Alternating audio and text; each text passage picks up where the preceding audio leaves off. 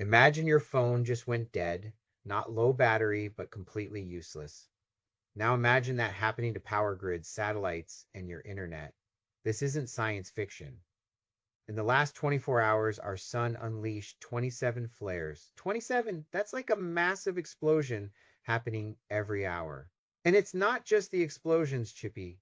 These flares send out streams of charged particles. Think of them like a cosmic hurricane of electricity. When they hit Earth, they can cause all sorts of trouble.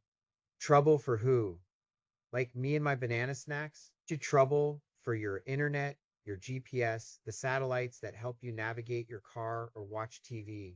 It can even knock out power to entire cities. We saw something similar back in 1989 that caused a massive blackout in Quebec, Canada. Millions lost power for hours.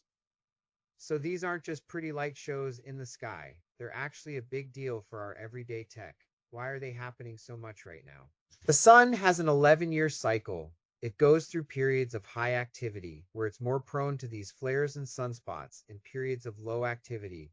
We are heading towards a solar maximum, which is the peak of this activity. Think of it like a boiling pot. It's going to bubble and steam more when it's really hot. The sun is just getting excited. But what does this mean for my phone calls and my online shopping? Is my data safe? That's where it gets more complicated and a little worrying. Satellites that handle communication and navigation can be damaged or disrupted. If your internet relies on those satellites, or if the ground infrastructure gets overloaded or fails, you could lose service. Like too many people trying to grab the last coconut at the market.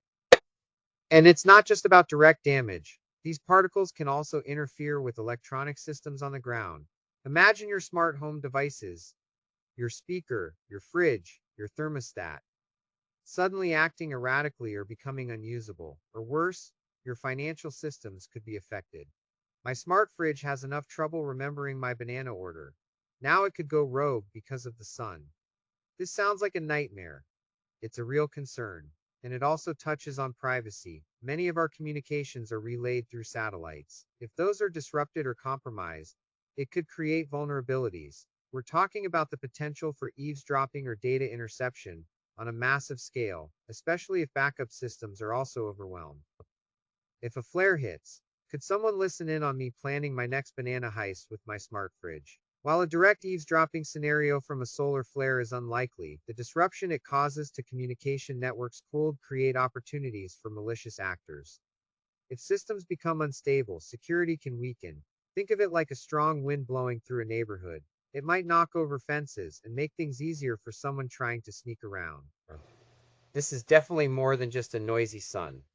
We've got 27 flares, potential power outages, broken GPS, and sneaky eavesdroppers. What's the cost of all this?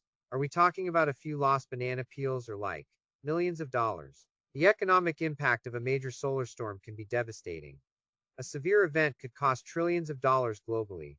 We're talking about repairing damaged satellites, rebuilding power grids, and restoring communication networks. Even minor disruptions can add up quickly in terms of lost productivity and services. Trillions? That's more bananas than I can even imagine. So, Dr. Sharma, what's the verdict?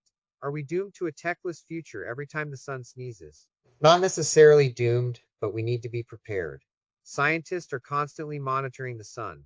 We have systems in place to predict and mitigate some of these effects. But the scale of activity we're seeing now, and what's predicted for the coming years, means we need to invest more in hardening our infrastructure and developing better defenses. Hardening infrastructure? Like building tiny tech bunkers for my smart devices? What can I, a regular monkey, do to stay safe from a sunstorm? For individuals, the best approach is to stay informed, have backup plans for communication if possible, and be aware of potential disruptions. Governments and large corporations have a bigger role to play in ensuring the resilience of our critical systems. It's a shared responsibility.